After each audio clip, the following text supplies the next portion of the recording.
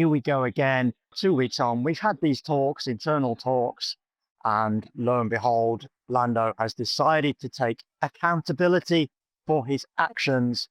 Yes, it's 63 points, as you've mentioned, 174 on the table. It means there's still an opportunity. He cannot be discounted.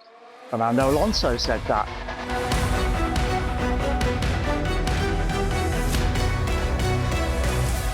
Lando Norris takes full accountability for clashing with Oscar Piastri in Singapore as Max Verstappen addresses what it's like being the hunter rather than the hunted on Media Day ahead of this weekend's United States Grand Prix.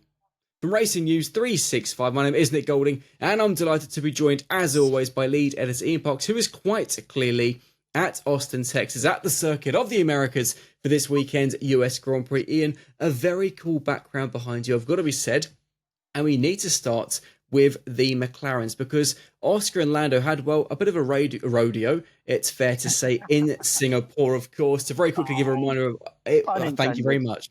To very quickly give our viewers a reminder of what happened in Singapore, of course, on the opening lap at turn 3. Oscar gave room for Lando, effectively left the door open. Lando went for the space to make the overtake happen, but made contact with Max Verstappen and Oscar in doing so. Oscar was furious, complained to the team. The team took no action at the time. Lando went on to finish ahead of Oscar in 3rd and 4th. But interestingly, and as we kind of expected, there's been these talks about that incident in behind the scenes at McLaren following Singapore, and we found out some stuff about this on Media Day, where quite clearly McLaren has pinned Lando at fault for what happened, and Lando accepts the accountability, and as a result, consequences that are going to happen.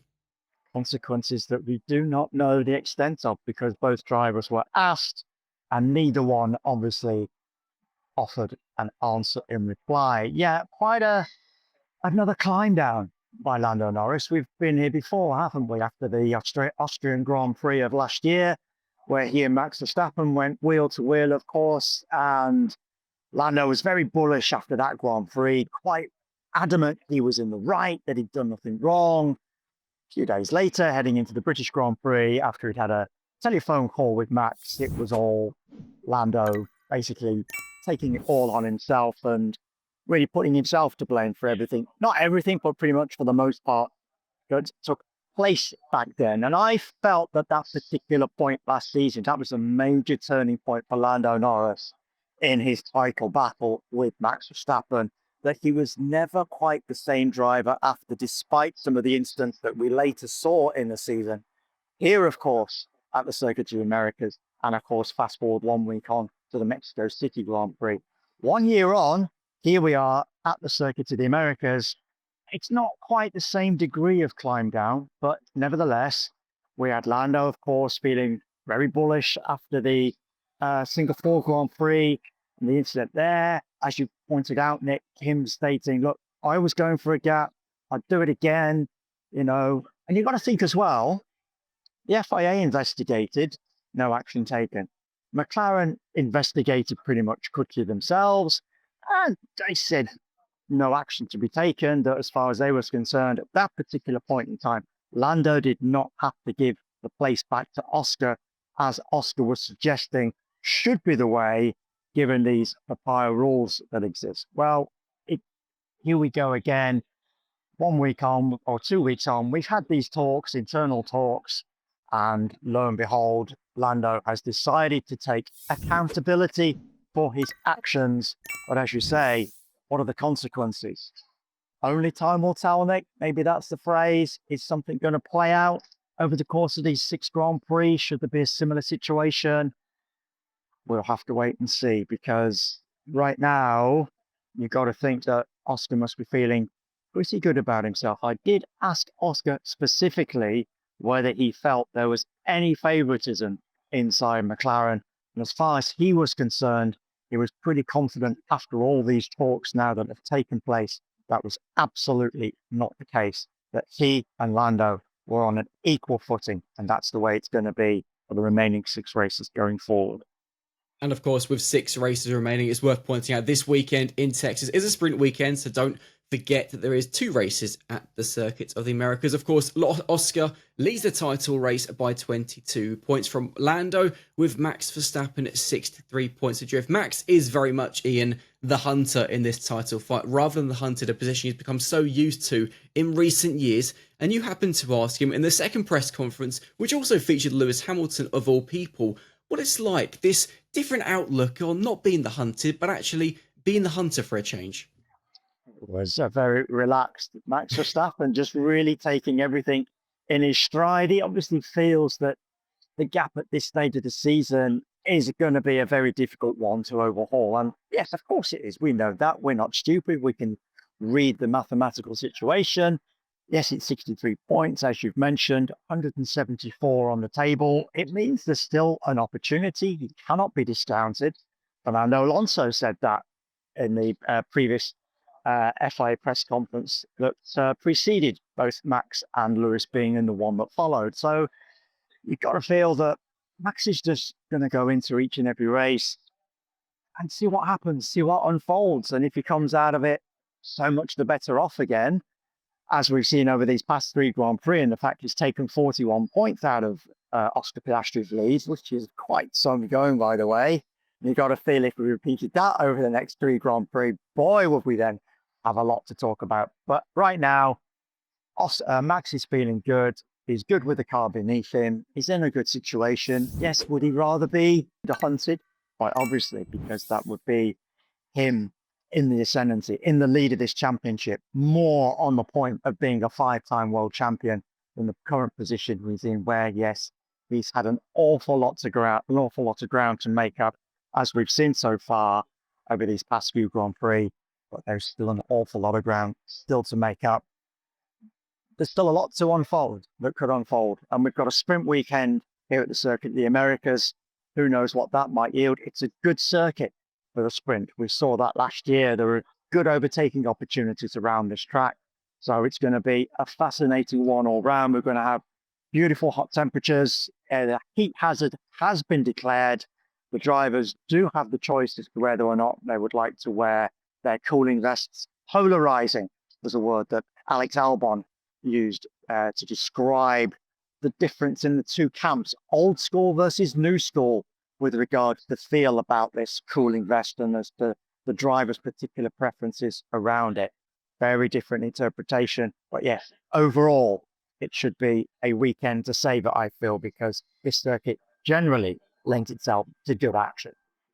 And a super relaxed Max Verstappen is normally a super fast Max Verstappen. Before we carry on, for those watching this F1 update, I would listen very, very closely, because across this weekend's US Grand Prix and next weekend's Mexican Grand Prix, at Racing News 365, we are running a very special prize giveaway. If you'd like to be in with a chance of winning a special edition Racing Bull shirt signed by both Isack Hadjar and Liam Lawson, all you've got to do is be subscribed to this channel, the Racing News 365.com YouTube channel. It is literally as simple as that. Get subscribing. Let us know in the comments below if you have subscribed. It'd be great to hear why you'd like to win the shirt. And of course, as always, the winner will be selected at random following next weekend's Mexican Grand Prix. I wish you all the best of luck, because it is a very, very cool prize we are giving away. Just to quickly add on that, Nick, that just to let people know, it's a shirt I picked up earlier in the season. And having done so, I then asked the team if they could get it signed by both drivers. They duly obliged. So thank you ever so much for that. So just let you know, it's been through my hands, folks. I picked it up personally, and it is there waiting for you, one of you lucky winners, to hopefully land that particular special prize. It's probably one of the best prizes I think we've given away on this particular program. So do get subscribing. Thank you ever so much as always, and good luck. Unfortunately, it's not signed by Ian. That would make it even better in my eyes. But anyway, once it's signed by me, I can sign it as well. Just let me know and I'll put my name on it. We can ask the winner. Probably like detracting value, I think, if I put my name on it, though. Don't do yourself disjustice like that. Anyways, let's move on, because Ferrari, obviously, an interesting weekend for them. A venue where, of course, they claimed a 1-2 last year. But ahead of this weekend, there's been a lot of rumours. Once again, the rumour mill has been going surrounding a certain Christian Horner, of course, earlier this year, following the boot from Red Bull, was linked with Fred Vasseur's job, and as a result, Ferrari quickly dismissed the rumours, gave Fred a new contract. However, Ian, we find ourselves again ahead of this weekend in Texas with Christian again being linked with Ferrari, and it's quite fair to say that Lewis and Charles, as always, firmly back Fred, and Lewis clearly not wanting Christian at Ferrari. No, absolutely. I actually happened to ask somebody inside Ferrari whether this was a no smoke without fire kind of story. And basically, I was told there is no smoke, there is no fire. This story is completely bogus. They don't know where it's come from. They don't know why it's been drummed up. But obviously, generally, when these things do occur around Ferrari, there is some smoke to go with that fire. But on this occasion, I've been told categorically that is not the case. But as you brightly pointed out, Nick, Lewis far from happy with the fact that Christian has been linked with the team. He's always been a Fred Vasseur man. Those two guys go back a long, long way. And both Charles and Fred firmly believe, sorry, both Charles and Lewis firmly believe in the processes that Fred has been putting in place since he joined the team, and the processes that are continuing to be put in place inside that team. Yes, we know it's not been a great season for Ferrari. They were expecting so much more, having finished such a close runner-up to McLaren in last season's Constructors' Championship. They've been blown away, pretty much. Well, everybody's been blown away by McLaren this season, of course, but Ferrari in particular, they finished just 14 points adrift from McLaren last year. This time round, it's over 300 points as we stand. So it is an enormous gap that somehow Ferrari has allowed to develop, simply because they've just not been at it this season, where, of course, McLaren, as we know, has developed a real all-conquering, dominant car that, as I say, has blown everybody else away. But as far as Charles and Lewis are concerned, Fred's their man. They're fully behind him, and they will do all they can to continue to support him in that role.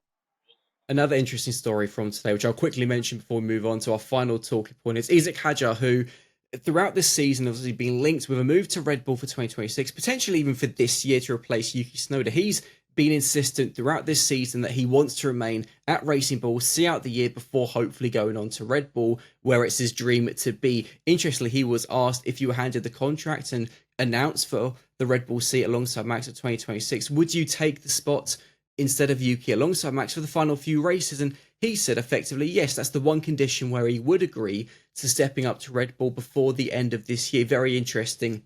But what's also interesting is our final talking point in Mercedes, because ahead of this weekend, at long last, George Russell and Kimi Antonelli have both been confirmed for the Mercedes seats for 2026. However, it would appear that Mercedes didn't put in the press release the length of the contracts. It's got to be said, I've got a feeling George and Kimi may have given the length away today. Yeah, I happened to ask Kimi about what might happen for 2027 after he's now got this contract for 2026. Are there any guarantees for 2027? George was asked a similar question by another journalist in his media session that immediately followed that of Kimi. And as you can appreciate, they both are asked the same type of question. They both gave a very similar type of answer. Basically, the next season, they have to simply drive fast and perform. As simple as that. That's the case. And you can imagine if both have got options on that contract, 1+1 potentially, then those options might be taken up if they're performing well and Mercedes is in a good position. If they're not performing well and Mercedes isn't in that good position, then of course, that speculation that we've had for so many months over the course of this season is just going to start rolling again at some point before we hit the summer break next year. So it's all over to Mercedes. It's all over to George and Kimi to start performing, going fast. Let's see what happens next year. And on that note, Ian, amazing stuff as always. For those who've been watching this F1 update, please do smash the like button, subscribe to the channel, not only if you've enjoyed this video, but also, of course, to be in the chance of winning that special edition Racing Bull shirt. And comment your thoughts below on the things we've discussed for a media day and just your general thoughts ahead of this weekend's US Grand Prix. Ian and I will be back on Friday to discuss the only practice and sprint qualifying. See you later. Take care, folks. Thanks for watching and listening as always. And these guys, of course, thank you.